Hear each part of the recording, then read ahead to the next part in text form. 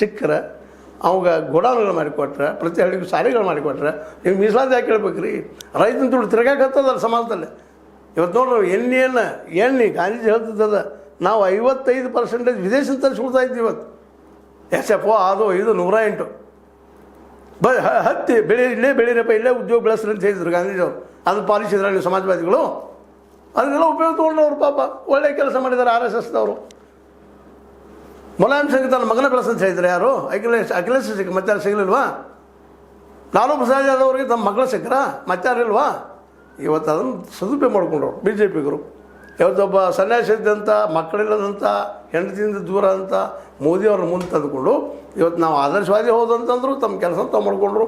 ನಿಮ್ಮನ್ನೆಲ್ಲ ಸವರ್ಣೀಯರು ಒಂದು ಕಡೆ ಆದರು, ನಿಮ್ಮೆಲ್ಲ ಒಂದು ಕಡೆ ಆದರೆ ನೀವು ಹೋರಾಟ ಮಾಡೋದು ಹೋಗ್ರಿ ಅಂತ ಹೇಳಿಬಿಟ್ರು. ನೀವು ಬೀದಿ ಹೋಗಿ ನಿಮ್ಗೆ ಹೋರಾಟ ಮಾಡಲಿಕ್ಕೂ ಆಗುವುದಿಲ್ಲ, ಬೀದಿಲಿ ಹೇಳೋದು. ಯಾಕಂದರೆ ಕಾನೂನುಗಳು ಹಂಗಿದ್ದಾವೆ ಇವತ್ತು. ಇದೆಲ್ಲ ನೆಲೆಗಟ್ಟಿನಲ್ಲ ಇವತ್ತು ನಮ್ಮ ಈ 12ನೇ ಮೇ ಸಾಹಿತ್ಯ ಸಮ್ಮೇಳನದ ಕೂಡಿದಂಥ ಜನ ಅವ್ರಿಗಾಗಿ ಮಾಡಿದ್ದು. ನಿಮ್ಮ ಸುದ್ದಿ ಫ್ರಂಟ್ ಪೇಜಲ್ಲಿ ಬರಬೇಕಾಗಿತ್ತು, ದೊಡ್ಡದಾಗಿ ಬರಬೇಕಾಗಿತ್ತು, ಜನಕ್ಕೆಲ್ಲ ತಿಳಿಬೇಕಾಗಿತ್ತು. ಯಾರೂ ಮಾಡಲಿಕ್ಕೆ ಹೋಗ್ತಾ ಇಲ್ಲ ಇದನ್ನು. ಸುಮ್ಮನೇನೋ ತಮ್ಮ ಜವಾಬ್ದಾರಿ ಅಲ್ಪ, ನೈತಿಕ ಜವಾಬ್ದಾರಿ ಏನೋ ಪತ್ರಿಕೆಯವರು ಅಲ್ಲೊಬ್ರು ಇಲ್ಲೊಬ್ರು ಯಾವುದೋ ಮೂಲೆಗೆ ಹಾಕಿ ಬಿಟ್ಟುಬಿಡ್ತಾ ಇದ್ದಾರೆ. ಇದನ್ನು ನೀವು ತಿಳ್ಕೊಂಡು ಮುಂಬರುವ ದಿನಗಳಲ್ಲಿ ಏನಾದರೂ ಹೊಸ ಆಯಾಮದ ಚಿಂತನೆ ಮಾಡ್ತೀರಾ? ಬರೋ ಅದನ್ನ ಹೊಳೆ ನೀವು ಹೇಳೋದು, ಲೋಯ ಅಂತ ಹೇಳೋದು, ಮತ್ತೇನು ಹೇಳೋದು. ಲೋಯ ಫೇಲ್ ಆಗಿದ್ದಾರೆ ಇವತ್ತು, ಅಧಿಕಾರಿ ಯಶಸ್ವಿಯಾಗಿಲ್ಲ. ಲೋಯ ಆಯಿತು, JP ಆಯಿತು, ಮಹಾತ್ಮ ಗಾಂಧೀಜಿಯವರು ವಿಚಾರ ಯಾರೆಲ್ಲ ಬಿಟ್ಟಿದ್ದಾರೆ, ಅವ್ರು ದೂರ ಹೋಗಿಬಿಟ್ಟಿದ್ದಾರೆ.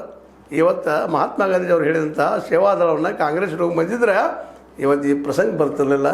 ಇವತ್ತು BJP ಮುಂದೆ, RSS ಮುಂದೆ ಹೊಳ್ಳಿ ಸೋಲುವಂಥ SI ಮಾಡಬೇಡ್ರಿ, SIR ಮಾಡಬೇಡ್ರಿ, ಅದನ್ನು ಮಾಡಬೇಡ್ರಿ. ಅವ್ರು ಯಾಕೆ ಕೇಳ್ತಾರೆ ರೀ? ಪಾಪ ಪುಣ್ಯಗಳ ಮೀರಿರ್ತಂಥ ಜನ ಅವ್ರಿಗೆ ಅದು ಹೇಳ್ತಾರಷ್ಟು ನಿಮಗೆ, ಅದು ತಾವು ಪಾಲಿಸ್ಬೇಕಂತಿಲ್ಲ. ಅದಕ್ಕಾಗಿ ನಾವು ಇವತ್ತು ಚಾಣಕ್ಯನ ಮಾತು ನೆನಪಬೇಕಾಗ್ಯದ. ಏನಪ್ಪ ಅಂದ್ರೆ ದೇವ್ರ ಅದಾನ ಅಂತ ಹೇಳೋದಷ್ಟು, ದೇವ್ರ ನೀನು ನಂಬೋಗಿನಂತ ರಾಜ ಹೇಳ್ತಾನೆ. ನಾವು ನಿಮಗೆ ಗೊತ್ತದ, ನೀವು ಬುದ್ಧಿವಂತರಿರ್ತೀರಿ, ಎಲ್ಲರೂ ಇದನ್ನೆಲ್ಲ ಓದಿರ್ತೀರಿ ನೀವೆಲ್ಲ. ನೋಡ್ರಿ ಎಂಥ ಧೂರ್ತತನ ಇದೆಲ್ಲ ಅಂತೇಳಿ. ಜಗತ್ತಿಗೆ ಹೇಳೋದು ದೇವ್ರ ಅದಾನ ಅಂತೇಳಿ ನೀನು ನಂಬೋಗಿಲ್ಲ, ರಾಜಿಗೆ ಆಗ್ತದೆ ಅಂತ ಚಂದ್ರುಕ್ತಾಗ. ಅದು ನೀವು ಅಳವಡಿಸ್ಕೋರಿ, ಹೊಸ ಚಿಂತನೆ ಮಾಡಿರಿ. ರೈತರು ಮತ್ತು ದುಡಿಯುವ ವರ್ಗವನ್ನು ಎಲ್ಲರಿಗೂ ಜಾಗೃತಿ ಮಾಡೋದಿಲ್ಲ. ಅವರೆಲ್ಲರೂ ಶಿಕ್ಷಣ ಕೊಡಿಸೋಲ್ಲಿ ಸಿದ್ದರಾಮಯ್ಯ ಸರ್ಕಾರ ಆಗಿರ್ಬೋದು, ಮತ್ತಾವ ಸರ್ಕಾರ ಆಗಿರ್ಬೋದು, ಜಾತ್ಯ ಸರ್ಕಾರ ಮಾಡೋದಿಲ್ಲ. ಮತ್ತು ಆರೋಗ್ಯ, ಇವೆರಡು ಉಳಿದ ಗ್ಯಾರಂಟಿಗಳು ಬೇಕಾಗಿಲ್ಲ. ರೈತಗೆ ಮಾರ್ಕೆಟ್ ಅದು ಸಿಗಬೇಕಾದ್ರೆ ಪ್ರತಿಯೊಂದು ಹಳ್ಳಿ ಗೋಡಾವನ, ಯಾಕಂದ್ರೆ ಅಲ್ಲೇ ಬಂದು ಕೊಳ್ಕೊಬೇಕು ವ್ಯಾಪಾರಿ, ಮತ್ತು ಪ್ರತಿ ಹಳ್ಳಿಗೆ ನೀರಾವರಿ, ಅದ್ರ ಜೊತೆಗೆ ಆರೋಗ್ಯ.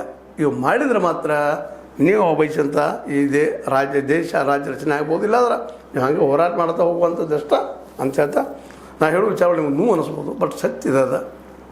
ಎಲ್ಲಿವರೆಗೆ ನೀವು ಇದ್ದಂಥವ್ರು RSSಗೆ ಪ್ರಬಲವಾಗಿ ಅದರೊಳಗೆ ಸೇವಾದಳವನ್ನು ತಯಾರು ಮಾಡೋದಿಲ್ಲ, ನೀವು ಸೇವಾ ಮನೋಭಾವ ಬೆಳೆಸ್ಕೊಳ್ಳೋದಿಲ್ಲ.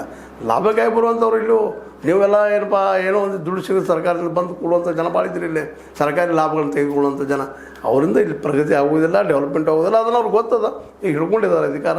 ಇನ್ನೇನು ಉಳ್ದ ಒಂದು 4-5 ಸ್ಟೇಟ್ ಉಳಿದಾವೆ, ಅದನ್ನು ಮುಂದಿನ ದಿನದಲ್ಲಿ ಸ್ವಾಹ ಮಾಡ್ಕೊಂಡು ಹೋಗ್ತಾರೆ. ಇದರಲ್ಲಿ ಎರಡು ಮಾತಿಲ್ಲ. ಇನ್ನು ಹೋರಾಟ ಮಾಡ್ತಾಯಿದ್ರಿ, ಮಾಡ್ತಾ ಹೋಗೋದು.